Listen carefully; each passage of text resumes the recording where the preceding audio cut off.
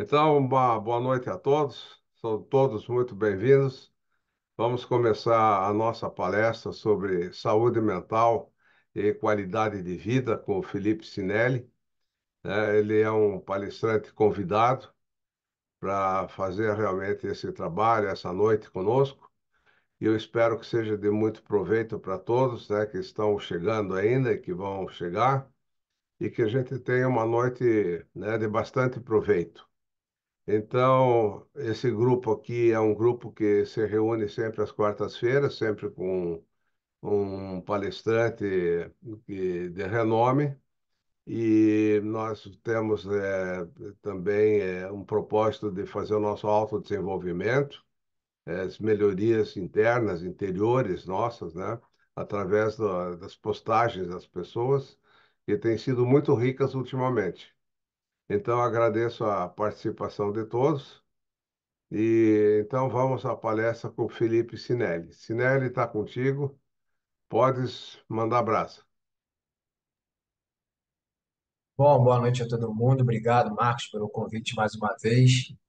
É um prazer estar aqui falando com vocês num assunto que eu sou fã desde quando eu me conheço por gente, desde quando eu sou pequeno, desde 6 anos, eu praticava uma técnica que eu não sabia que era técnica, costumo sempre falar isso, porque isso me abriu muito a mente e me ajudou muito em um dos períodos mais desafiantes da minha vida, que é a técnica de autoobservação, que está muito ligada ao autoconhecimento. E hoje a gente tem a proposta de estar conversando aqui com vocês sobre qualidade de vida e saúde mental. E eu vou compartilhar aqui a tela com vocês de uma apresentação que eu elaborei para esse nosso momento importante. Espero que seja muito proveitoso.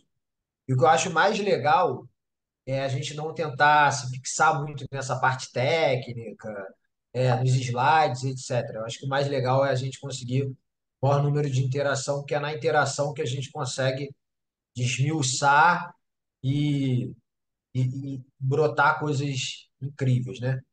Deixa eu só compartilhar aqui.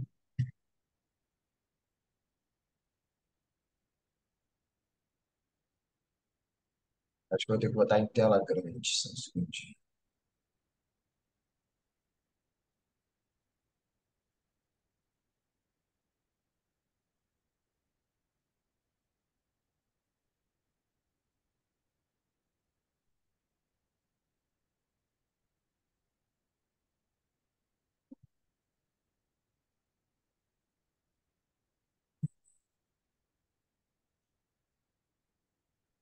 Eu não sei se está em tela, a tela tá cheia aí ou não. Vê se vai ficar Não, cheia, por não favor. está, não está. Vai aí, clica aí que vai dar certo. Ficou cheio, será? Não, ainda não. Deixa eu pausar aqui que aí eu volto. Agora vai. Deu, Deu? deu. Então, o título principal dessa palestra de hoje é A Era do Adoecimento Mental. Sua dor é a sua cura. Por que que eu estou trazendo esse tema à tona de uma era específica? Muito que a gente vai falar aqui existe há milênios de anos. E o que me indaga é exatamente isso. Por existir há milhões de anos, a gente não dá a devida atenção. E aí tem alguns dados que eu trouxe, pós-pandemia, né? Foi um momento que fez a gente parar um pouco para refletir. Então tinha muita gente que falava, nossa, depois da pandemia ou com a pandemia tudo vai mudar, tudo vai ser diferente, as pessoas vão se conectar mais a si, buscar mais saúde, etc. E agora o que a gente vê é um caminho que é normal também da mente humana, ela ir se readaptando a um novo normal e dar sequência ao que era conhecido como normal, né? E esse normal tem, será que é normal mesmo? Então essa nova fase que a gente está vivendo, que alguns aprenderam muito com a pandemia, em termos de viver mais no momento presente, estar mais conectado consigo, rever seus valores. E outras pessoas passaram por aquelas dificuldades, esperando a melhora, quando a melhora chegasse, ia dar continuidade na vida e nos seus projetos. Então, acho que tá na hora de a gente olhar com mais carinho para esse momento pós-pandemia, que a gente já não tem mais uma certa ou uma preocupação maior, e mergulhar no que a gente vai conversar aqui.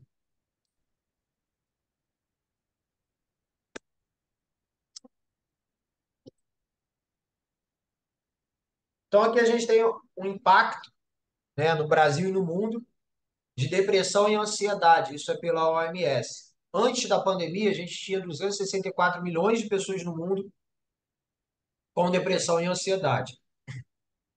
A ansiedade ela afeta cerca de 284 milhões de pessoas no mundo.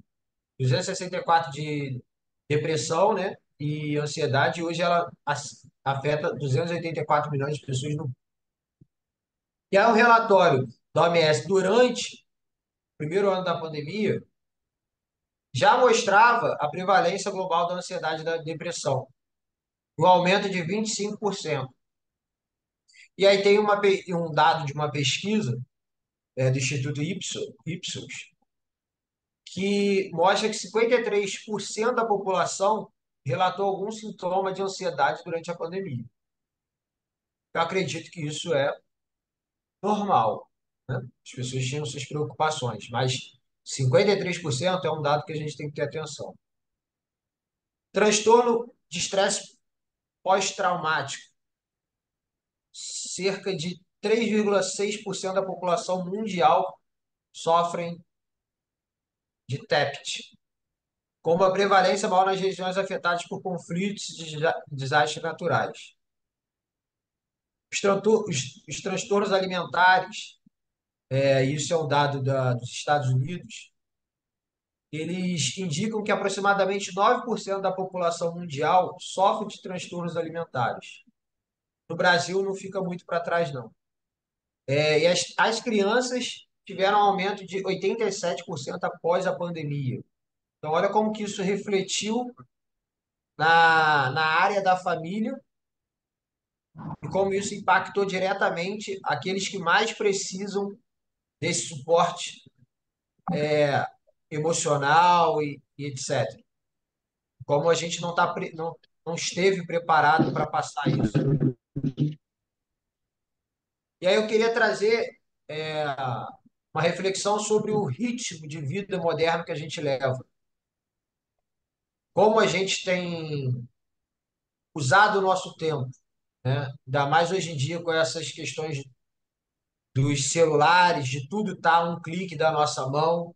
Será que a gente tem se conectado muito com as pessoas? Será que a tecnologia ela está cumprindo o seu papel, mas ela também não tem grandes consequências se a gente não tiver um certo cuidado no uso? Né? Não é querer condenar a tecnologia, mas a gente que está usando a tecnologia. Será que a gente está usando ela de forma consciente? E aí, se a gente for pegar um dado, em média, um adulto vai passar cerca de 3 a 4 horas por dia nas redes sociais, sendo que um adulto tem mais ou menos isso de tempo livre, né? 8 horas dormindo, 7 horas ou 6 horas, mais 8 horas trabalhando, em cidade grande, 4 horas, né, para voltar, duas para ir, duas para voltar. Então vai sobrar ali muito pouco tempo. E a gente passa essas 3 a 4 horas por dia em rede social. A gente tem o dado de burnout também, onde foi um fenômeno ocupacional em 2019 e mostrou que afetou cerca de 60% dos trabalhadores, em profissões altamente demandantes. E esses dados a gente tem que ir um pouco mais fundo, não só a nível individual, mas a nível empresarial também, a nível de cultura de organização empresarial. Como que as empresas estão funcionando Como que está essa, como tem no ISO, né, no sistema ISO, como é que está esse tensor nas empresas? Como é que está o tensor nas famílias também? Como é que isso tá conversando? Essa nova era que a gente vive, com tanta tecnologia que a gente tem, o que a gente tem que fazer é integrar todos os conhecimentos. Num mundo um pouco não tão distante assim, mas no tempo passado, as coisas eram categorizadas de forma individuais, como se a gente fosse achar algum tipo de solução em um determinado ponto específico. Quando, na verdade, a solução vem justamente dessa complementariedade das áreas e dos conhecimentos, onde a gente consegue começar a enxergar as coisas de forma mais holística. Até aqui tudo bem? Alguma consideração, ponderação? E aí eu queria perguntar para vocês o que que vocês acham que a falta de autoconhecimento pode nos trazer. Será que a falta de autoconhecimento ela está muito ligada a esses dados que a gente viu de depressão, de ansiedade, de burnout? Quem são os líderes que estão nas empresas? Será que eles estão realmente, as empresas no Brasil estão realmente investindo no desenvolvimento humano para capacitar e ter realmente um melhor desempenho? Será que elas investem em treinamento para isso? Ou só fica aquela coisa muito técnica de jogar ali numa reunião, saiu dali, volta à realidade da empresa só para cumprir tabela? Será que essa falta de autoconhecimento, ela ajuda a gente em algum sentido? Ela é muito estimulada na nossa sociedade? E eu queria ouvir um pouquinho de vocês, o que que vocês acham. Fala, meu amigo Felipe Grande Sinelli. Alexandre, Muito boa noite, meu irmão. Você está me ouvindo? boa, bom te ver, boa noite. Bom te ver também, cara. Uma satisfação estar falando contigo, estar te ouvindo, né? E estar participando aqui desse ciclo de palestras aí que o Marcos tem promovido. Meu, você tocou num assunto que eu acho que de extrema importância, né? Que é o autoconhecimento, o desenvolvimento humano, a evolução humana, seja lá o nome que a gente possa estar dando para isso, né? Que começa pelo autoconhecimento mesmo. Coincidentemente, eu participei de mais uma vez de um ciclo de um retiro de meditação que eu venho comentando às vezes lá no grupo do Marcos, que é o Centro de Meditação Vipassana, que coincidentemente fica aqui na minha cidade, em Santana de Parnaíba. E ali são 12 dias de evento, 10 deles em nobre silêncio, acordando às 4 horas da manhã e meditando 10 horas por dia. Confesso para você que foi uma das maiores e mais impactantes experiências que eu tive de autoconhecimento. Porque é você com você mesmo, e ali a expansão da consciência faz com que você viaje em todos os campos da tua vida, né, dentro dessa visão holística que você citou. E se você não realmente não olhar para dentro de si, para analisar os seus pontos fortes, as suas fraquezas, né? Os seus desafios, os seus traumas, aquilo que você tem dificuldade. Se você não se olhar e não se enxergar, você não tem como melhorar como pessoa. E eu vejo, Felipe, o quanto que as pessoas têm de dificuldade para enxergar o benefício que isso traz para a vida. O benefício que isso traz para a vida pessoal dele, para a vida profissional, para a vida familiar dele, né? Para as relações interpessoais de maneira geral. E o argumento, eu acho que a dificuldade está na gente escolher o argumento específico para cada pessoa, porque cada pessoa tem um botão diferente, né? Sim, Uns você vai conseguir tocar na parte familiar, outros você vai tocar na parte do bolso dele, outros você vai tocar na parte sentimental, na parte emocional. Cada um tem uma maneira. Eu acho que o maior desafio está em quais os argumentos que você adota para determinadas pessoas, né? No momento certo, na hora certa, sem ser chato, sem ser inconveniente, sem ser inoportuno. Ma- Mas acho que a ideia principal está nisso daí. Como a gente conseguir trabalhar o argumento para convencê-lo de que é importante ele olhar para si, para ele melhorar como ser humano, porque muitos falam em melhorar a vida do mundo, né? Muitos querem mudar o mundo, mas não busca melhorar primeiro a si mesmo, para querer contribuir com o mundo.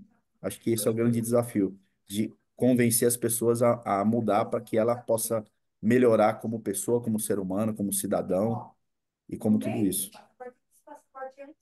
Perfeito, Alexandre. Obrigado aí pela sua contribuição.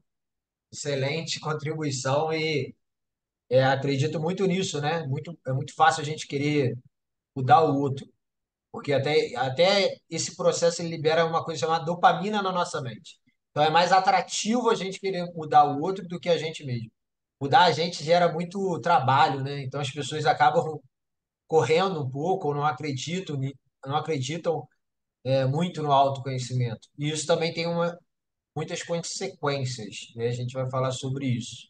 Alguém mais quer complementar com alguma ideia? Eu gostaria, Felipe. Pode falar mais. Eu gostaria de dizer assim que eu comecei meu processo de autoconhecimento aos 28 anos, tá? E até os 28 anos eu tinha grandes problemas de relacionamento, dificuldades de trabalho, dificuldades na família, né? E eu fui salvo, né, entre aspas, através do Renato e da Maria Luísa, que de vez em quando fazem parte aqui, né? Então, eles me apresentaram um curso, né, que era um curso de autoconhecimento e autodesenvolvimento. E a partir dali, eu comecei toda uma jornada e que continua até hoje, né? Então, todos esses anos, 40 anos, eu estou sempre em permanente autoconhecimento e autodesenvolvimento. Mas o que eu queria dizer, assim, eu tive que ser apresentado para isso. Se eu não tivesse sido apresentado para isso, eu não saberia que seria possível fazer um autoconhecimento, autodesenvolvimento. Eu estaria, assim, numa fase, assim, de completa negritude, vamos colocar assim, em termos de autoconhecimento, né? Estava tudo opaco, né? Porque eu não teria esse conhecimento. Então, eu sou muito grato, né, ao Renato e à Maria Luísa que me permitiram tomar conhecimento do autoconhecimento, tá? Aham. Muito bom, Marcos. E o que eu acho interessante na sua fala é que é um processo contínuo, mas a partir do momento que você tem esse despertar, né, e essa idade que você citou é muito interessante também, porque eu não sei se muitos que estão aqui sabem ou conhecem, a gente tem uma coisa chamada retorno de Saturno, né, entre os 27 e 28 anos, que também é uma mudança de setênio. Ali perto dos 30 anos, né? Você vai ter 28 anos, você tem a mudança do setênio, e ali 28, 29 ou 27, 28, começa a ter esse retorno de Saturno. O que é esse retorno de Saturno? Retorno de Saturno é como se a gente tivesse dado uma volta completa lá nos anéis de Saturno, né? Fazendo um paralelo aqui com a vida, é como se a gente tivesse 28 anos em Terra, que é o que a gente tem, e um ano em Saturno. E esse um ano em Saturno faz com que a gente repasse e reflita sobre toda a nossa vida.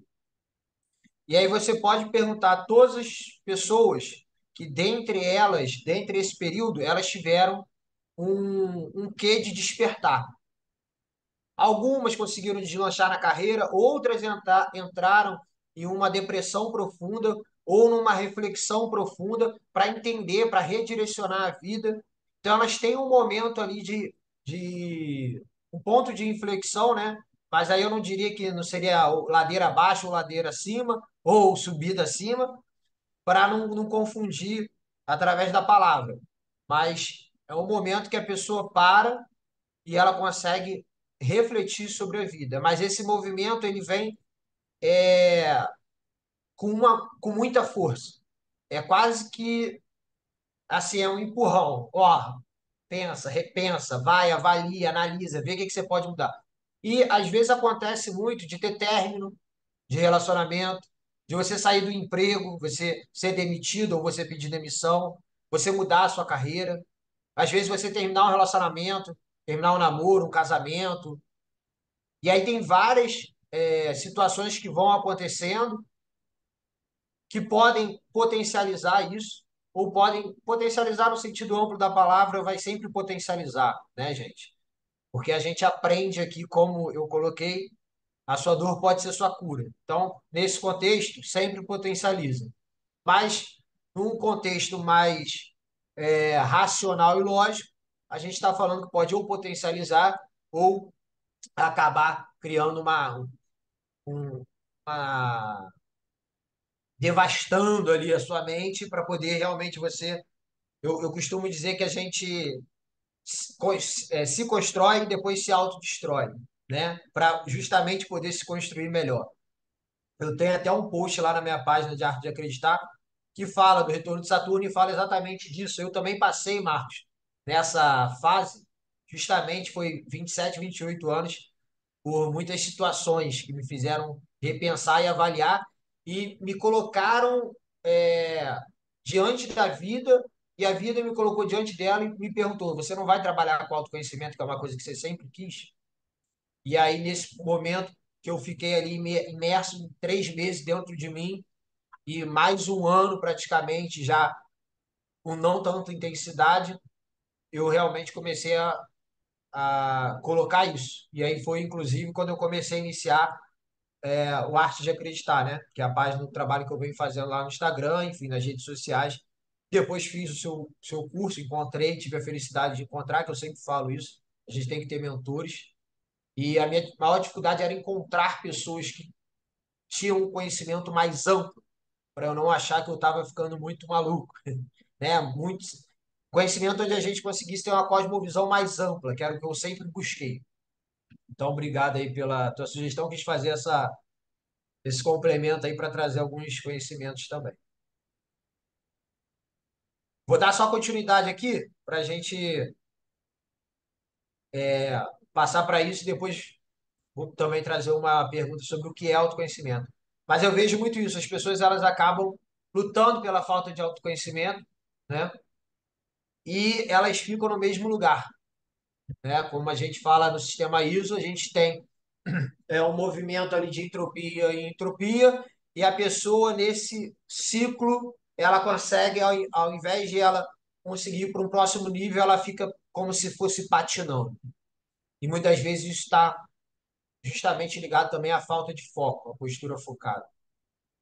Então a gente fica ali lutando com essa condição e vai dificultando a nossa jornada e a gente não consegue desenvolver, ou a gente insiste naquilo que estava fazendo e aquilo, por mais que dê um resultado, um benefício, seja financeiro, seja qualquer coisa, no nosso íntimo, é como se estivesse enfiando uma ponta de lança no nosso coração, a nossa alma não fica feliz. Nosso espírito, ele não fica feliz. Mas o material, o corpo, a gente está ali, está ali, está ali, mas parece que a gente não está vivendo a vida. Parece que a gente está só cumprindo tabela. Ah, eu tenho que fazer isso, tenho que fazer isso, tenho que fazer isso. É assim mesmo, é assim mesmo.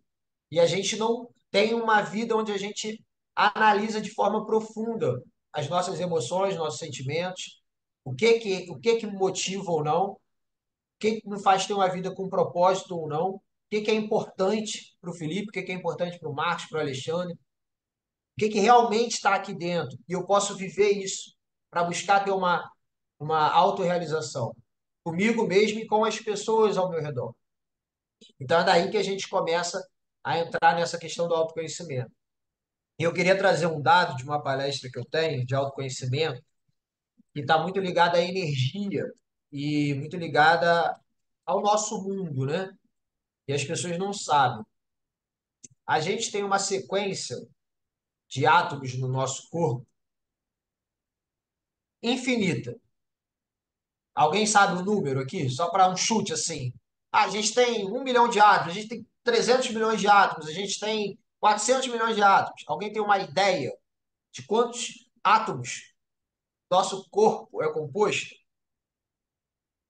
E eu estou São falando isso porque lá trilhões, na frente vocês vão né, entender. Felipe? São Tá? trilhões. São trilhões. Vamos botar no ar. Quem mais? Quem acha que é mais de trilhões ou menos trilhões? 7 octilhões. Quanto? 7 octilhões. É 7 octalhões que fala. A gente tem 7 octalhões de átomos. Ou seja, para vocês terem uma. Obrigado, Alexandre. Para vocês terem uma ideia, são 27 zeros à direita. Olha essa sequência. Eu nem sei. Trilhões. É muita coisa. É muito acima, né? São 7 octalhões.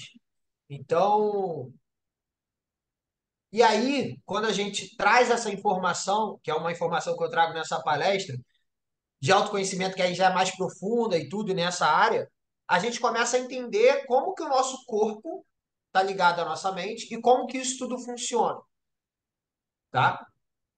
E como que a gente tem que a gente chama, né? O tensor, as energias que estão aqui, né? Os elementos que compõem nosso corpo, como tem lá no Instituto Olhos, a gente passa por isso também, a gente enxerga isso, como tem, que tem aqui dentro, tem lá fora, e o que tem lá fora tem aqui dentro. Então, como tudo está interligado. Então, assim, imagina essa sequência dentro do seu corpo. E aí, trazendo o que o Alexandre comentou, o Alexandre Daibert comentou, é... como que a gente vai viver sem autoconhecimento? Que eu acho que é um bom argumento, Alexandre, para a gente poder falar com as pessoas e até para a gente mesmo refletir. Se tudo que eu faço passa por mim, se eu estou em tudo que eu me proponho a fazer, tudo está em mim. Tudo que eu faço passa por mim. Então eu costumo dizer que a gente é um grande filtro.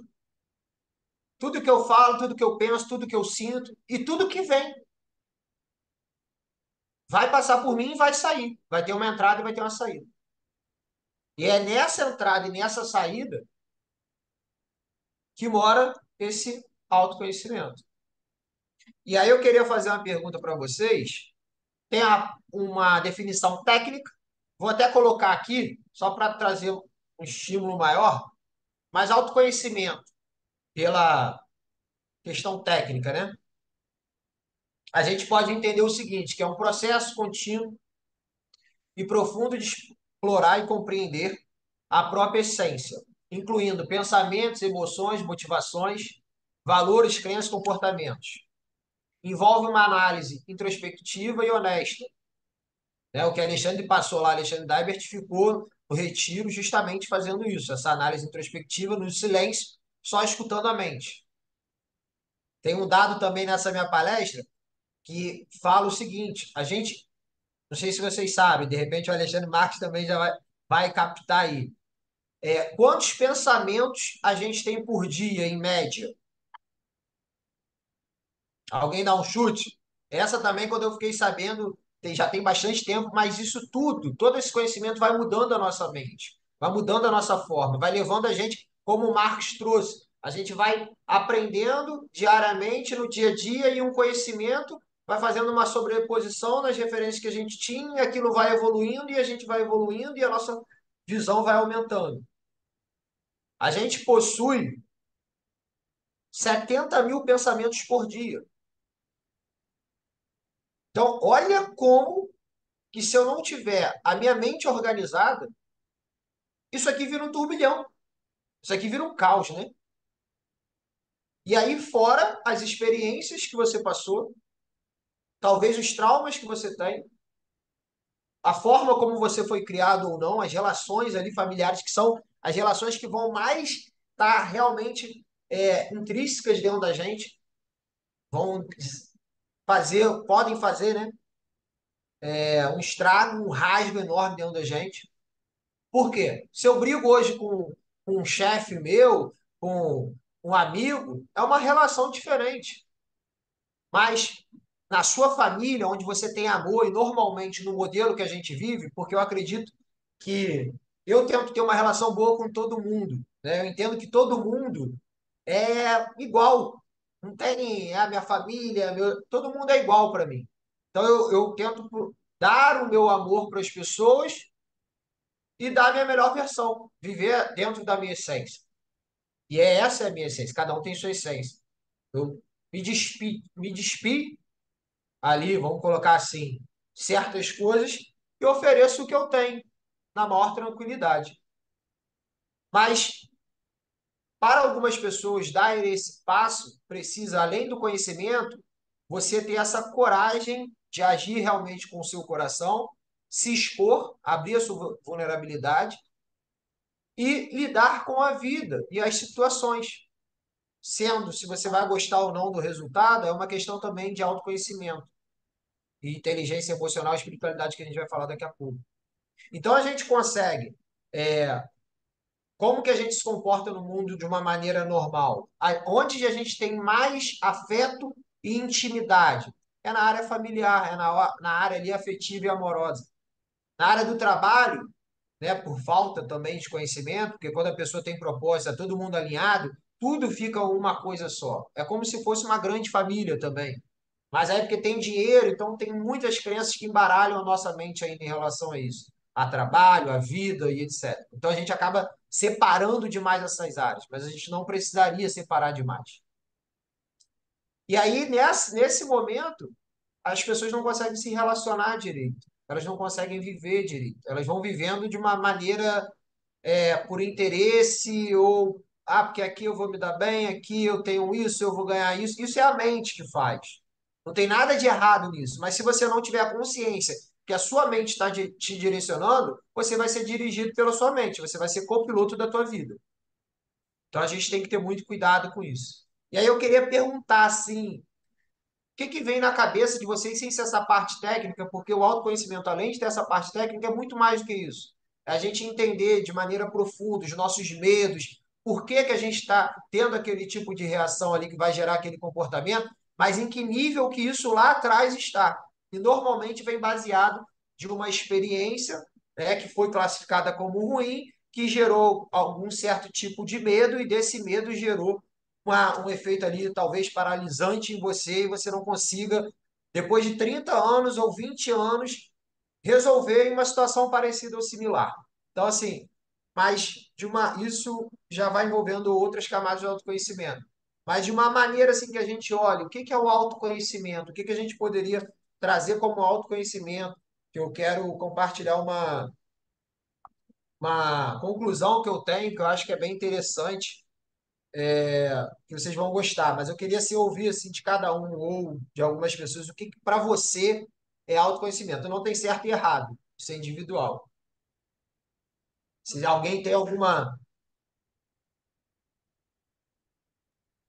Eu acredito, Felipe, assim, ó, que a parte mais importante para o ser humano é conhecer a sua mente, é como que ela funciona, porque é a nossa base, né? A nossa base é a mente.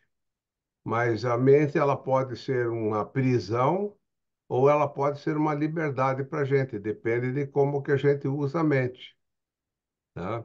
Aí vem ao encontro do Alexandre, né, da Iberta aqui, que falou sobre a questão da meditação, né?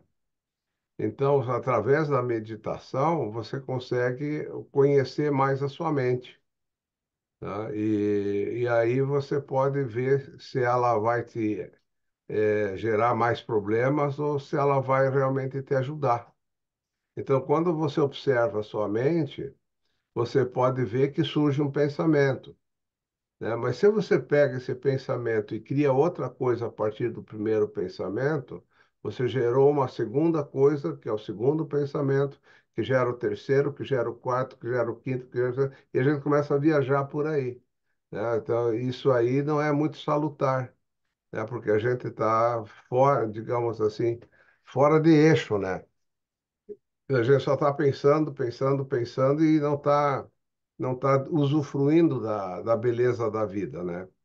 Enquanto que se a gente conseguir fixar num pensamento e manter esse pensamento e não criar outros além dele, você pode encontrar dentro da sua mente uma mente livre. E essa mente livre, ela é a nossa essência, né? Onde tem felicidade, onde tem paz, onde tem harmonia, né? E então está tudo na mente. Então eu posso realmente treinar a minha mente a estar conectado, né, num espaço livre, num espaço feliz, num espaço tranquilo, né? Ou então eu posso ser escravo da mente, como você falou. A mente vai criando uma coisa atrás da outra, uma coisa atrás da outra, né? A gente chama isso de originação dependente. Aquilo vai indo, vai indo, vai indo e a gente está na confusão. Então eu queria dar esse depoimento, né, ou essa ajuda também, né, porque eu acho que ajuda muito isso aí. Gosto muito dessa reflexão, Marcos, que você trouxe. Me faz ter uma outra, uma imagem que sempre me veio à mente, assim, é quando a gente está viajando de avião. Acredito que hoje em dia a maioria das pessoas já tiveram essa experiência. Ou às vezes quando você está no alto da montanha, né? Você consegue, de lá de cima, olhar a cidade. Ou olhar... E aí você começa a ver, caramba, quando eu estou lá embaixo, eu estou vários tipos de problema em mente, tentando resolver isso, e tem aquilo da minha família e do meu trabalho, blá, blá, blá, blá, blá, blá. Só que você está lá no avião olhando tudo de cima. Né? E a autoobservação, inclusive, é muito isso. É a gente olhar de cima e enxergar o que está acontecendo aqui dentro. E, e sabe aquele voo daquele pássaro, naquele céu azul, naquele campo aberto? Que é justamente o que eu acho que o Marcos está trazendo, que é a gente conseguir se libertar, né? A gente vai em voo livre e a gente consegue ter um tipo de pensamento ao invés de 70 mil, a gente consegue organizar e aí a gente fala muito lá no, inclusive o Marcos tem aborda dessa forma, né? O nosso centramento. E o nosso centramento ele ajuda a gente a fortalecer o nível de voo que a gente quer dar na nossa vida. Como que a gente quer dirigir esse nosso voo. Alguém tem mais uma outra definição que queira compartilhar? Enfim, Me permita? claro, Reinaldo. Obrigado, Felipe, pela oportunidade. Eu gosto da ideia assim do espelho mesmo, né? Porque qualquer que seja o reflexo, aquilo é a essência de cada um. E todo o processo de autoconhecimento é formatado pelos limites que a gente foi desenvolvendo ao longo do tempo. Primeiro, limites externos, que tem a ver com cultura, tradições, origem, família, política, localização geográfica, clima, etc. E depois os limites internos, que são assim, eu, meu pensamento, a minha educação, a minha formação, a minha religião, a minha crença, a minha fé, aquilo que para mim é certo e errado, aquilo que para mim tem a ver com conceitos e preconceitos, formatando aquela pessoa que está do outro lado do espelho, que pode estar com valores em termos de ser positivo ou negativo, de ser otimista ou pessimista, que é tudo fruto do meio que a gente vai formatando ao longo do tempo. Além de características que a gente traz na nossa essência, a partir da genética, dos 7 trilhões, 70 de átomos que nós temos, que foram ditos aí. Esse é um número que não dá para memorizar assim logo de início, né? De qualquer maneira, somos nós essas pessoas, né? Cada um de nós e de forma distinta. Somos semelhantes enquanto espécie, mas distintos na nossa individualidade, na nossa personalidade, no nosso jeito de perceber e interpretar o mundo. E aí, claro, com todos os pontos positivos claro, os nossos limites, os nossos, vamos chamar de defeitos, ou falta de oportunidade, a gente dá nomes bonitos para isso, né? Oportunidade de desenvolvimento, mas lastreados principalmente pela nossa crença, das crenças, né? Eu sou capaz ou sou incapaz? Eu sou, acredito que posso, acredito que não posso. Gosto de um pensamento em relação à crença que fala do Henry Ford. Diz que o Ford falava assim: se eu acredito que eu posso ou acredito que não posso, em ambos os casos eu estou certo. Sim. Mas mostrando assim um pouquinho, nesse pequeno lampejo, de quem de fato sou eu, o que eu sou de verdade. E claro, tem muitas teorias, muitas linhas de pensamento, tem aí toda a linha da própria evolução humana, sermos contextualizados a partir de setênios, a partir de cosmovisão, a partir de grades, a partir de visão mental da nossa espiritualidade, da nossa emoção, dos nossos sentimentos, de como é que eu reajo, do meu controle emocional. Então, é um processo muito complexo esse quem sou eu, né? Porque quem é você? Ah, eu sou o professor. Pô, mas espera aí, é muito mais do que isso, né? Somos seres humanos. Eu gosto dessa definição, não sei, eu acho que é acho que é de Cheyenne, né? Que somos seres espirituais vivendo uma experiência humana. E nesse contexto, no nosso curto espaço de tempo e de vida, a gente está aqui no objetivo de evoluir, de crescermos, ou pelo menos de nos conectarmos, como disse que gosto muito dessa visão que vem aqui do próprio Rolos, do Marcos, dessa conexão com a espiritualidade, de onde viemos para onde vamos. Então, cara, um autoconhecimento é uma palavrinha pequena, mas ela é muito profunda nesse contexto, nessa, né, visão de quantos elementos que estão vinculados a esse processo de se olhar no espelho. Maravilha. Muito obrigado, Reinaldo. E o legal é que isso é uma técnica, né? Isso é uma técnica. Quem já teve a oportunidade de fazer, você está passando por um momento desafiador, você se olha no espelho que você consegue conversar com você melhor. Né? Então você conversa consigo. As pessoas falam assim: eu não vou ficar conversando comigo, eu não sou louco. Mas imagina 70 mil pensamentos e você tendo que, se você não der atenção a esses pensamentos, quando você vai dar atenção? Quando você vai parar para se escutar, para se ouvir? E não só ficar respondendo ou fazendo o que os outros querem. Mas obrigado, Reinaldo. Excelente colocação. Fala, Cláudio. Grande Cláudio. Depois o Norberto Boa fala. noite. Boa noite. Boa noite. Bem, eu diria que o autoconhecimento tem vários níveis. Tem um nível, assim, eu diria, psicológico, a gente conhecer, né, os nossos desejos, nossas crenças, nossos traumas, né, nossos medos, né, nossa sombra. Tem um nível, assim, mais profundo, que é o da nossa alma, a gente saber qual é o nosso propósito, nossa missão aqui. E um nível mais profundo ainda, que seria conhecer exatamente a nossa essência divina, né, o nosso espírito, né? Eu diria que um homem é corpo, alma e espírito, né? Corpo aí incluindo o ego e a mente. Então, completando aqui o nosso companheiro falou antes aí, né? Eu diria que nós não somos uma pessoa que tem uma alma e espírito, né? Somos um espírito que usa uma alma que ocupa um corpo físico para ter uma experiência aqui nessa dimensão. E a gente se lembrar que, né, nós somos esse espírito, tem uma alma e usa um corpo temporariamente aqui nessa dimensão. Muito bom, Cláudio. Concordo, assim, muito, compartilho muito dessa sua visão. Acredito muito nisso, da essência. E a minha definição também está muito nesse sentido aí que está todo mundo colocando, mas principalmente ligada à nossa essência, né? E entendendo o veículo que a gente tem, que é o corpo humano. Obrigado. Diga, Noberto. Bom, ouvindo falar sobre el autoconocimiento, puedo dar fe, eu sou, como saben muchos aquí en el grupo, saben que eu sou protagonista en la historia de superación y el autoconocimiento salvó mi vida. Y este tema, aquí somos 15 personas, en realidad deberíamos ser 1,5 millones o 15 millones para hablar de esto, de la importancia que tiene y que con la correría do mundo todo, ninguém, como quien dice, presta la atención suficiente a la importancia de autose conocer y a la importancia de utilizar la inteligencia emocional. Es muy importante, interesantísimo, pero qué pocas personas se toman un minuto de su vida para dedicar, para estudiar, para aprender y se enterar del tema del autoconocimiento. Imagina, eu fui un cuadripléjico, era un vegetal. Imaginan vocês todo lo que pasaba por mi cabeza. Y si uno tuviese autoconocimiento, no hubiera aprendido lo que aprendí, yo no estaría vivo aquí. ¿Eh?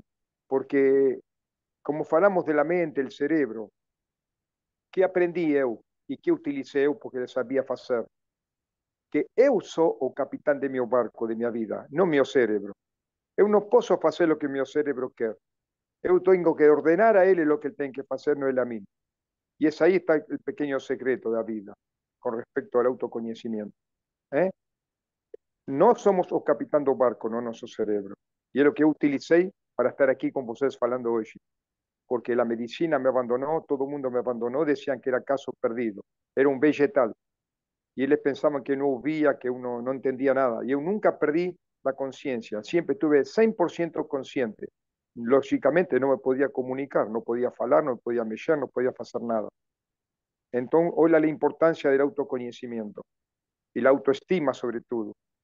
Porque las personas si hiciesen con sí mismos lo que hacen con sus carros, la vida sería mucho más equitativa, mucho más equilibrada. El carro você troca los pineos, troca el óleo, lleva la pintura, tiene un ruidinho, va al mecánico, y el ser humano se deja para atrás. Doy de una muela, dejo un diente, tengo un dólar aquí, dejo para otro día. Cuando me quiero lembrar, ya es demasiado tarde para todo, ¿no? Todo pasa por ahí, por la autoestima y el autoconocimiento, la importancia que tiene utilizar tiempo, investir tiempo para hacerte autoconocer, porque la mayoría de los seres humanos piensan que las cosas ruins pasan con el vecino, con otro, que nunca va a acontecer con uno. Entonces, cuando uno ve en la televisión en gente, crimen, asesinato, accidente, somos pocos los que pensamos que un día puede acontecer con nosotros. Y esos pocos son que na frente tenemos una vantagem, porque nos preparamos anticipadamente por si acontece. Si eu hubiese sido una persona sedentaria, eu não estaria falando con vocês. Cuando aconteció mi accidente, eu estaba 10 días de participar en el Ironman de Florianópolis. Eu fui atropelado 10 días antes del Ironman de Florianópolis, en diciembre del 2004. ¿Y por qué me salvé? Porque estaba invirtiendo en calidad de vida, estaba invirtiendo en estar bien físicamente, psicológicamente, espiritualmente, etcétera, por si algún día acontecía una cosa, y aconteció. Olha a importância de ter autoconhecimento. Muito, muito fantástico esse seu depoimento, Roberto.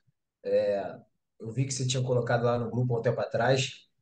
Queria te parabenizar pela sua força e grandeza que você conseguiu encontrar dentro de si e mostrar o quanto é importante isso, e mostrar que é possível, né, justamente para essas pessoas que acabam, a gente vai falar isso um pouquinho na frente, mas vou adiantar, que é uma das grandes causas que as pessoas não buscam isso por ceticismo. Elas não acreditam que o autoconhecimento tem todo esse poder. Eu não gosto nem de usar essa palavra, mas dentro desse contexto e com a consciência que a gente tem aqui nesse encontro, eu acho que a gente pode usar ela com sabedoria. Que o autoconhecimento ele tem um poder muito grande e normalmente a gente acaba dando a devida importância, ou pelo menos aprende muito quando a gente tem um grande impacto na nossa vida. E aí, quando a gente tem esse grande impacto, normalmente a gente pode trazer essa dor, virar a nossa cura, porque vai haver um processo de transformação. Mas isso, como o Norberto comentou, a gente tem que trabalhar na medicina da saúde e não na medicina da doença. Como é que o mundo funciona hoje? Hoje, o mundo funciona na medicina da doença. Reinaldo, toma aqui o remedinho. Pronto. Marcos, toma aqui esse remedinho aqui, ó. Tá aqui. Ah, não, isso aqui eu vou conserta ali, faz ali, tem a cirurgia, tem não sei o quê, pode ser que tá tudo resolvido. Mas dentro, né, dentro da gente, a gente não trabalha. Não tem ninguém que vai falar assim, ó, vem aqui, vamos dar. Por quê? Porque não tem interesse, porque o autoconhecimento faz a gente diminuir uma coisa que é consumo, faz a gente se tornar mais consciente. Então, por uma sociedade onde a gente tem um consumo que é bombardeado e etc., e se alimenta mal e come tudo mal, e se a gente se tornar uma pessoa mais consciente, é claro que vai ter outra sociedade, mas o medo das pessoas é o que que eu vou fazer, né, se eu deixar as pessoas conscientes. É muito melhor deixar as pessoas conscientes. Né? Tem muita gente que fala assim, ah, eu melhorei muito a minha vida, perdi vários amigos, mas ganhei outros. E você ganha uma nova vida, você ganha um novo campo para ser explorado. Mas as pessoas, por ser mais difícil você conseguir explorar esse campo, as pessoas, e aí eu estou falando de um mundo mercado, mercantil, de muito dinheiro, de muita. Elas preferem entregar o que é mais básico e o ser humano que se vire para ter esse despertar. E aí a definição que eu queria trazer sobre autoconhecimento é que autoconhecimento ele é a manifestação da natureza do ser. Ele ajuda na manifestação da natureza do ser. Como assim? A gente limpa tudo, e aí colocando, como o meu querido Cláudio trouxe, a questão da essência. A gente se conecta na nossa essência. E é nessa essência que a gente começa a trabalhar os aspectos onde eu comentei ali do retorno de Saturno, que a gente dá um 360 na nossa vida e a gente passa por esse filtro.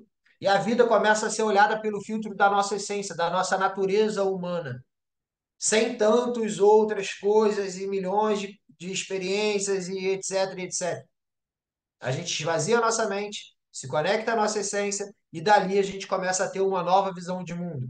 A gente começa a olhar para um mundo que até então a gente não olhava, por justamente falta de estímulo, falta, né, o autoconhecimento deveria estar nas escolas, assim como a matemática, enfim, a física e etc. Deveria ser ensinado.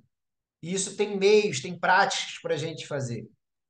Então, o autoconhecimento, as pessoas acabam assim, ah, não vou nessa negócio de autoconhecimento, não, porque eu já sei que é emoção, eu odeio assim, no sentido de querer caracterizar ou rotular, que é falar de emoções, de crenças e comportamentos e deixar muito fechado isso. O autoconhecimento ele é muito maior do que isso. Ele é um mundo, né? Ele é o nosso mundo interior sendo revelado a todo momento, diariamente, constante, a gente mergulhando nisso e se conectando com o exterior. E não ao contrário. Normalmente a gente pega o exterior e se conecta consigo ou nem se conecta e vai vivendo. E aí tem uma outra coisa que eu falo sempre sobre o autoconhecimento, que o autoconhecimento não é sobre você. O autoconhecimento é muito mais sobre o outro. E aí, como assim? Que sentido? É muito mais sobre o outro porque eu preciso me relacionar com o outro. Então, quando eu me autoconheço, e aí sim eu faço toda essa investigação, mas sem essa rotulação de ficar preso nisso, uma investigação profunda, eu consigo lidar melhor comigo. E eu, teoricamente, né, dependendo do nível de autoconhecimento de cada um, vou conseguir lidar melhor com o outro. Porque se o autoconhecimento fosse só sobre mim, eu iria para uma ilha deserta. E aí ficava lá tentando me conhecer e etc. Mas o autoconhecimento real, ele acontece a partir da interação com o outro. E é por isso que a gente tem essa ligação, né? Somos todos interdependentes. Somos independentes, mas precisamos um dos outros. E é nessa orquestra, quando a gente está ali vivendo e cada um dentro do seu mundo, compartilhando e fazendo essas fusões, é aí que o autoconhecimento surge. E aí, claro que o autoconhecimento é um guarda-chuva maior, né? Onde vai abrigar a inteligência emocional e o autoconhecimento. Então, acho que vale a pena a gente ter isso na nossa mente. E aí trazer dois tópicos, que é qual seria o nosso maior patrimônio e qual seria o nosso maior bem. Uma coisa que eu posso passar para vocês, que eu acho que os insights que são os melhores. Nesse contexto de bem e patrimônio. Patrimônio é algo que você aluga durante uma temporada, durante um tempo, durante um período, tá? E bem é algo que você precisa para manter esse patrimônio. Ou seja, qual é o nosso maior patrimônio? O nosso corpo. O nosso corpo é o nosso maior patrimônio porque eu preciso cuidar dele, eu preciso me alimentar melhor, eu preciso fazer, e aí falando de qualidade de vida, eu preciso fazer atividades físicas para que o meu corpo, para que essa sequência de 7 octalhões de átomos, ela possa me gerar energia, e essa energia está ligada aos meus princípios, aos meus valores, às minhas virtudes, né, ao que eu entendo que é o meu propósito, e que eu possa, de maneira autêntica, e significativa viver a vida. E aí sim eu vou ter autorrealização. Isso não tem nada a ver. Às vezes tem muita gente que tem muito dinheiro e é infeliz. E às vezes tem gente que não tem nada de dinheiro e é muito feliz. E vice-versa. Né? Não tem nada a ver muito com a questão do capital em si, mas muito a ver com a nossa conexão consigo. A nossa conexão com o meu patrimônio, que é o meu corpo. E o que eu preciso? Qual é o meu maior bem? A minha mentalidade. A minha mentalidade, a minha mente, eu entender como que isso aqui está funcionando é o que vai ser o combustível para fazer com que o meu corpo, que é o meu veículo, faça eu conversar com o Marcos, eu ter uma interação legal com o Reinaldo, eu falar com o Roberto, eu conseguir fazer o movimento que a energia que está dentro de mim faz acontecer, e aí tudo começa a se conectar.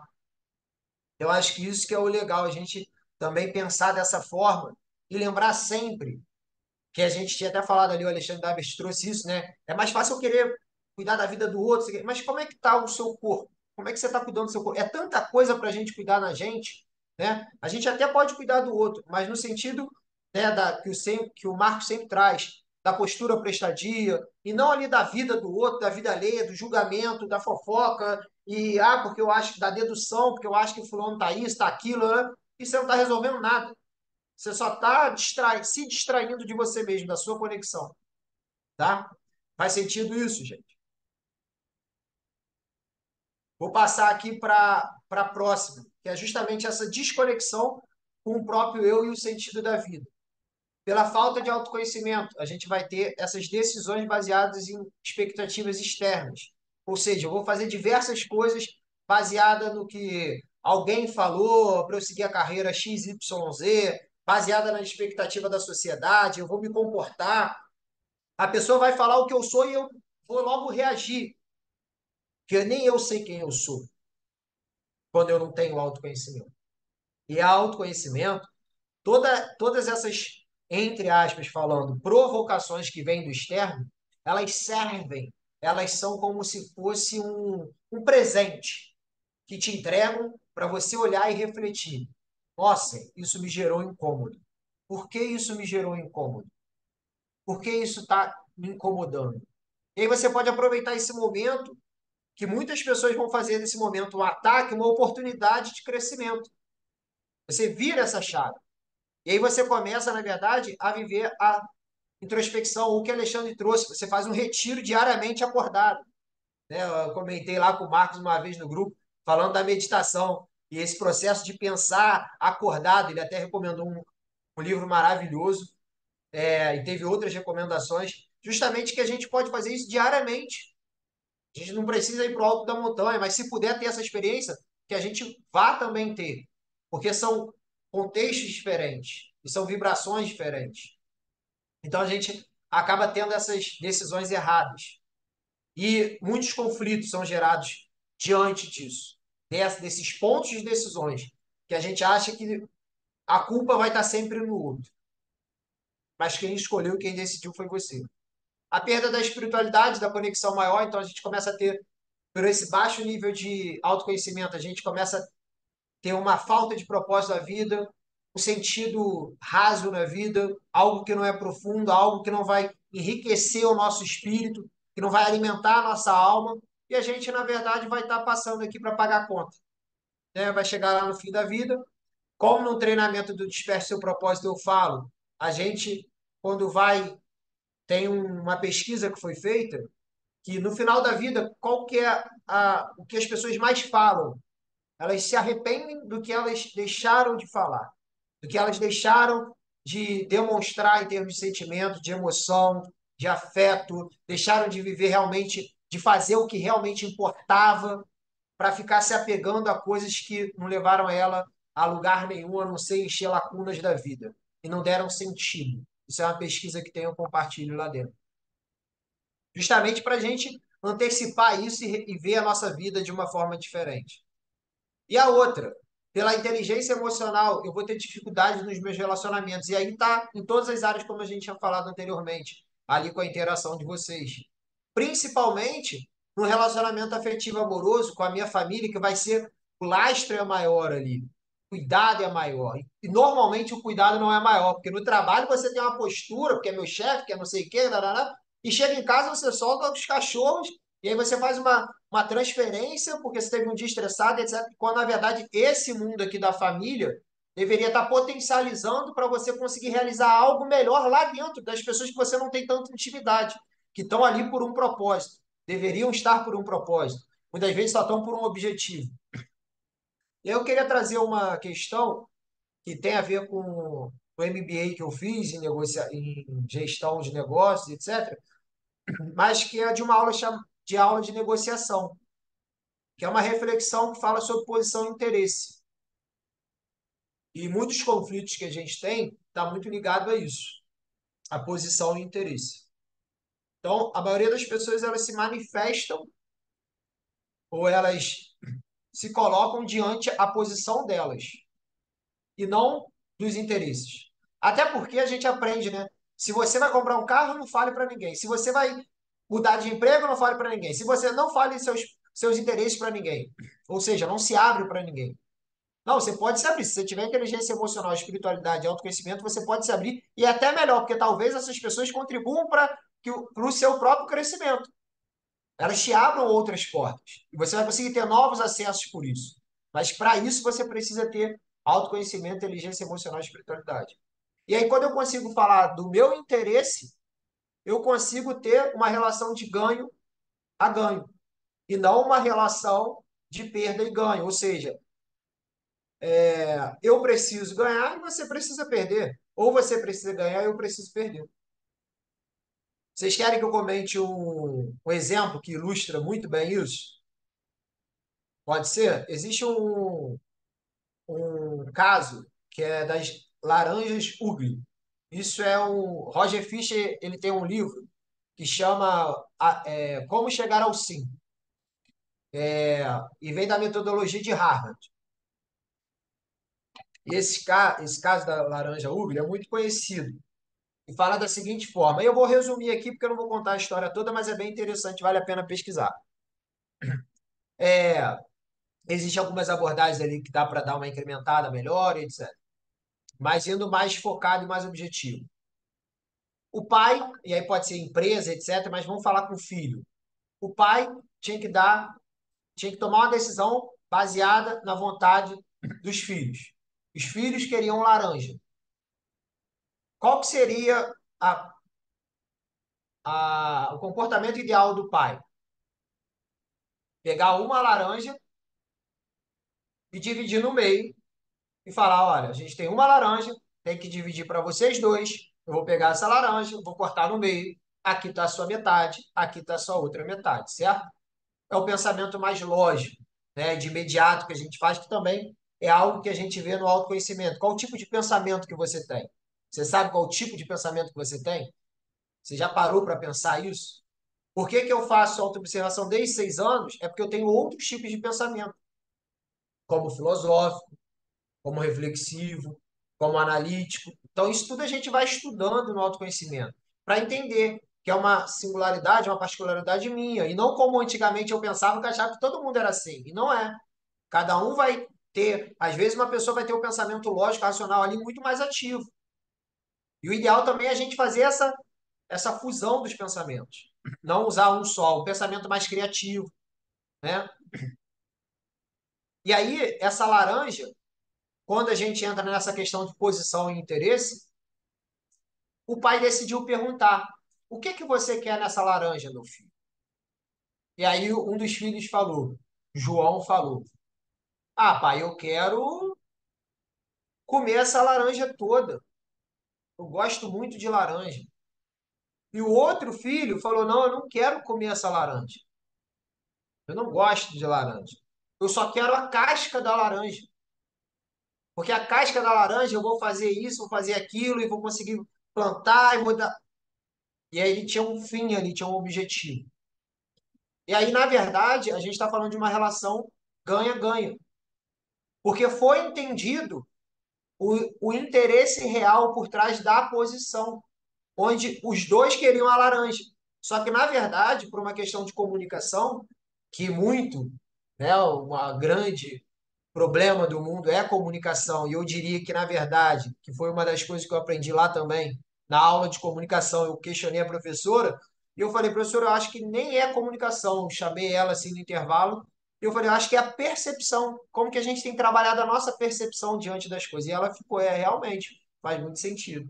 E eu fiquei feliz de ouvir isso dela, e compartilho com outras pessoas, justamente para a gente entender que não é, e aí, trazendo aqui para o sistema ISO, são os referenciais. A gente entender os referenciais do outro quando a gente está conversando com o outro. E não só falar a partir dos nossos referenciais. E aí isso tudo muda, a nossa comunicação fica mais aberta. A gente consegue melhorar o que a gente realmente quer. Né? Às vezes é uma necessidade, é um desejo, ou às vezes não é nem isso. E aí já passa a ser realmente aquele interesse genuíno por algo maior. E aí esse caso ele se torna uma relação ganha-ganha porque os dois tiveram o que eles exatamente queriam e buscavam. E não, por exemplo, na resolução anterior seria um vai ganhar metade de uma laranja e o outro também. Só que aí um vai ficar com o que o outro queria e o outro vai ficar com o que o outro queria, né? Então, é muito nesse sentido. Faz sentido isso? Deu para entender? Assim, ficou mais claro? Eu adoro esse exemplo e, assim, se a gente for aprofundar, ele é muito, muito interessante. Eu queria falar um pouco da importância da espiritualidade, que é o que a gente já comentou aqui, da conexão com a nossa essência, e aí a gente vai conseguir realmente estar tendo um maior sentido e significado na vida. Ter esse senso de comunidade e pertencimento, onde eu consigo ter uma conexão maior comigo e com as pessoas, e a questão da espiritualidade vinculada com o autoconhecimento, trazendo essa harmonia interna. Quando eu cultivo essa minha espiritualidade, eu consigo fazer esse movimento de introspecção e consigo buscar o meu autoconhecimento e consigo responder através disso. Eu consigo efetivamente responder através do Felipe e não das coisas todas que envolvem a mente. Eu falei do bem, né? Do patrimônio que a gente aluga, mas é porque o corpo a gente tem durante um período, né? Esqueci de falar isso. O corpo a gente tem durante um período, então é como se fosse um período, a gente não vai levar nada. A gente tem alugado, a gente tem durante um período, como um dos colegas trouxeram da questão da experiência, é, a gente é um corpo vivendo uma experiência espiritual. E aí o desenvolvimento da inteligência emocional. Tem os pilares da inteligência emocional, pelo Daniel Goleman, que ele traz aqui para a gente, que seria o autoconhecimento. Daniel Goleman é uma das referências aí mundiais sobre esse assunto. Tem a questão da empatia, a autorregulação, como eu vou estar entendendo as minhas próprias emoções, meu relacionamento com os outros, então foi muito o que eu falei lá atrás. E aí, a partir dessa compreensão, eu consigo sim ser mais cooperativo e relacionar melhor com as pessoas, porque eu não estou falando mais diante da minha ótica somente. E a automotivação. O que que realmente faz o meu coração arder? O que que realmente faz esses 7 octalhões de átomos pulsarem dia e noite dentro desse veículo aqui? E por mais cansado que eu esteja, faz a gente estar ali se conectando com pessoas. Então, isso aqui são os pilares da inteligência emocional. Eu vou estar fazendo uma imersão de inteligência emocional e a gente vai aprofundar mais isso também e vai ver outras questões da inteligência emocional e da nossa mente, como que a gente pode esmiuçar isso e se aprofundar mais e ter maior direção na nossa vida. E é claro que isso vai reverberar para todas as áreas, né? Para os relacionamentos que a gente tem. E aí, por que que as pessoas não conseguem desenvolver? Quais são as dificuldades que levam elas a não desenvolverem isso? É justamente a primeira que elas falam que tem falta de tempo, que o Norberto trouxe, né? As pessoas estão tão na correria e elas falam, nossa, eu estou nesse mundo acelerado, que é o que a gente trouxe, eu estou aqui gastando 4, 3 horas do meu dia no celular, na rede social, mas ela não está ocupada. Ela está se ocupando, que é diferente. E ela não está investindo o tempo dela. Por uma simples decisão, que muitas vezes é até consciente, ela tem consciência disso, mas ela não acredita, ela acha que isso é conversa fiada, isso é papo de coach e etc. Né? Existe um preconceito em relação a isso. Segundo fator, resistência à mudança. As pessoas têm muita dificuldade. Imagina a gente ter que revisitar isso tudo e ter que mergulhar nisso. Se a gente não fez isso lá atrás, por que que a gente vai fazer isso agora? Essa é a pergunta que vem. E a pessoa não faz. E ela passa a vida toda sem fazer. E não tem estímulo, no colégio não é assim, ninguém ensina, ninguém fala. Então, para que que eu vou fazer isso? Eu vou viver, meu pai viveu assim, minha mãe viveu sem, nananana, todo mundo viveu, todo mundo está aí vivo. Mas será que se você pegar para sentar, para conversar de maneira profunda, para se conectar com o outro, e ele se abrir a vulnerabilidade dele, ele não vai chegar nesse entendimento que a gente precisa? E aí a questão do ceticismo. Alguns indivíduos eles acham que essa relação aí não vai fazer sentido. eles não acreditam nisso. Eles acreditam que é uma coisa, né? Quando o Marcos trouxe ali, tudo está na mente. As pessoas elas não conseguem, dependendo do nível mental que elas estejam, ou dependendo dos momentos de introspecção que elas tiveram, elas não conseguem acessar isso.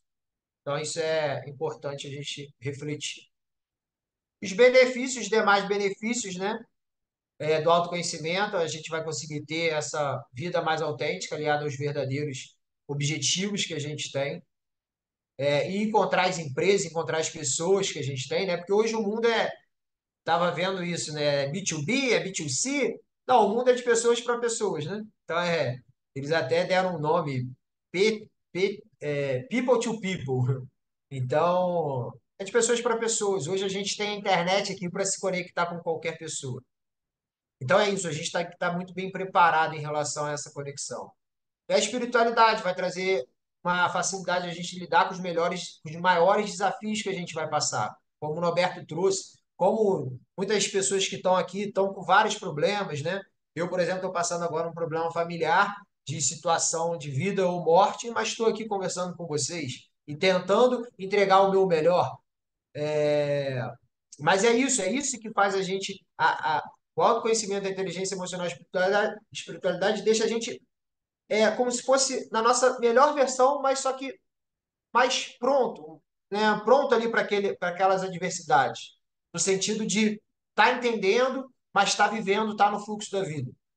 E a inteligência emocional vai fortalecer essa resiliência emocional e as nossas habilidades de liderança, e isso vai ser igual ou equivalente à nossa felicidade e plenitude, que é o que o Marcos sempre traz também no Instituto Olos, da busca da felicidade do ser humano.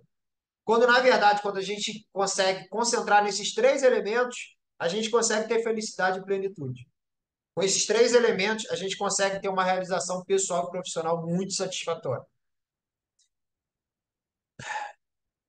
E é isso. O resultado disso vai ser isso tudo que a gente falou, mas o mais importante é que vai contribuir para um ambiente de trabalho ou ambiente familiar, um ambiente de conexões que vai ser mais positivo e motivador. Vai construir valor. A gente vai ter a nossa mente, a nossa mentalidade vai estar focada em construir valor. Valor para si, valor para o outro e valor para o todo. Para a gente ter isso, basta a gente ter conexão interior, o equilíbrio holístico, que é olhar todos os elementos envolvidos, entender que o pão não chega sozinho na sua casa, depende de uma série de coisas, então parar de falar mal do ser humano é a primeira, eu acredito, e ter essa resiliência emocional, trabalhar isso diariamente de acordo com as crises ou as dores ou os desafios que a gente tem. Todos os desafios que a gente só cai da bicicleta porque não sabe pedalar direito, ou porque falta alguma técnica, ou emocional, ou uma técnica técnica, né? Uma hard skills. Não é a bicicleta que é má e acabou fazendo a gente cair. E aí a conexão entre a dor vai vir muito do autoconhecimento, dessa nossa transformação de abrir a nossa vulnerabilidade, e estar ligado com o nosso propósito, e a nossa empatia, conexão, tanto consigo quanto com o outro. Olhando profundamente a minha dor, olhando profundamente a dor do outro. E aí, para finalizar, eu queria só trazer uma questão da empatia e da vulnerabilidade, que é uma questão muito profunda, que é a gente chega num determinado momento, por você agir muito com autoconhecimento, inteligência emocional, espiritualidade, que as pessoas falam, mas aí você vai ser o bobinho da corte, você vai estar sendo bonzinho com todo mundo. Não. Você abrir a sua vulnerabilidade para as pessoas e você estar realmente de corpo e alma naquilo que você está se propondo a fazer, faz realmente, talvez, com que você sinta que aquela facada vai doer mais, de repente você vai olhar para aquela atitude como uma traição e etc. E que você se entregou de maneira verdadeira para as pessoas e aquelas pessoas não corresponderam, etc. Isso a gente consegue facilmente se libertar dessas questões, nesse momento que a gente consegue entender como que é a gente levar a vida de maneira trabalhada ou trabalhando ou desenvolvendo a nossa vulnerabilidade. E a nossa empatia. A gente tem três tipos de empatia: a empatia mental, a empatia emocional e a empatia compassiva. Empatia mental, eu consigo entender o que o Marcos está passando, me conecto ali de forma lógica, racional com ele, e a gente trabalha ali nesse nível e está tudo certo. Emocional, talvez eu vou me conectar muito com o Marcos, mas eu vou acabar atrapalhando, porque eu vou pegar as minhas emoções e botar no problema dele. E aí aquilo ali vai virar um grande problema, até uma discussão. Por isso que as pessoas se fecham. Elas não conseguem se abrir porque a gente não tem esse autoconhecimento para passar. Aí vão procurar profissionais da área para tratar. E a compassiva, que é onde eu consigo agir com compaixão, onde eu consigo agir de uma forma que eu consigo equilibrar o meu mental, equilibrar o meu emocional e entender o outro lado. E ajudar, apontar caminhos, mostrar, sem ser muito invasivo, sem querer que o outro faça o que você acha que é melhor. E a gente consegue, de uma certa forma, transformar aquela situação. E é justamente isso a pergunta que fica. O que é melhor, levar uma vida que eu não fique ali trabalhando ou desenvolvendo a minha vulnerabilidade, que eu não lide com a minha compaixão, com a minha conexão comigo e com os outros seres humanos que fazem parte da minha vida, ou levar uma vida simplesmente, talvez montada num personagem, em algo de preencher lacunas e como se fosse um videogame, né? Eu tenho um post que eu falo sobre isso, a vida não é um jogo e não é realmente, você não vai ficar passando de fases, apesar da vida ser feita de ciclos, mas não são fases que você vai se preparar, passar, passar, passar e só eu. Não. A transformação real começa quando eu saio desse só mundo eu e vou para o outro mundo que é o mundo da coletividade. Quando eu me entendo para entender os outros, para a gente gerar resultados juntos. E aí queria deixar essa frase, a gente já chegou no fim dessa jornada. Desculpa ter me alongado muito, pensei que ia ser mais rápido, mas espero que vocês tenham gostado. Queria deixar essa frase, integrar o autoconhecimento, espiritualidade e inteligência emocional é a chave para transformar a dor em cura, promovendo um desenvolvimento humano e profissional pleno e significativo. Então, isso muda completamente a forma como a gente enxerga a sociedade, como a gente se comporta na sociedade, como a gente vai promover os resultados que a gente espera para uma construção de valor real e significativa para cada um e para todo mundo. É isso, gente. Muito obrigado. Vou fechar aqui a tela. Queria ouvir vocês aí, se a gente tiver um tempo, Marcos. Não sei como é que está aí, mas Nós temos 8 minutos ainda. se Eu alguém quiser falar queria alguma coisa. cumprimentar o pessoal que chegou um pouco mais tarde aí, né? Então, a Vilma chegou mais tarde, a Ilana, a Lara, a Eliane, o Lucas Gomes, tá? Foi muito bom, né, estar aqui com vocês. Eu acho que nós podemos bater um papo, assim. Eu fiquei muito impressionado com a tua apresentação, viu, Felipe? Assim, ela está, assim, uma apresentação muito bem concatenada, né? Os itens, eles são congruentes um com o outro, né? Parece uma engrenagem assim que vai se fechando e forma um todo coerente, né? Eu acho que esse foi o ponto alto para mim, assim, desse teu material, né? Do que você trouxe, assim, né? O que você trouxe também de verbalmente para nós, assim, eu achei assim maravilhoso, assim. Foi muito bom, assim, foi muito legal, né? Foi muito bom. Obrigado, Marcos. Tem a Vilma, Vilma que quer falar, deixa Felipe. eu consigo abrir aqui? Ah, não, ela abriu lá. Boa noite, Boa noite. Felipe. Boa noite, Marcos. Boa noite a todos. Eu escutei a palestra inteira, viu, Marcos? Eu Ah, estava no é? carro atravessando São Paulo, da Zona Norte à Zona Sul, e vim escutando até chegar aqui na minha casa. É, Parabéns, viu, Felipe? Esse tema é um tema muito, muito usual e, ao mesmo tempo, pouco explorado em profundidade. E você soube fazer isso. Quero te dar os parabéns. Você soube fazer isso de uma forma criativa e, ao mesmo tempo, motivar todos a investir mais. E eu acho que você foi muito feliz na abordagem. Parabéns. Que bom, Vilma. Obrigado. Que bom que você gostou. Bem, Ô, pronto. Felipe, Dá para você fazer depois um compilado aí dos principais slides para a gente disponibilizar para o pessoal? Vou disponibilizar, eu te passo isso sim, com certeza.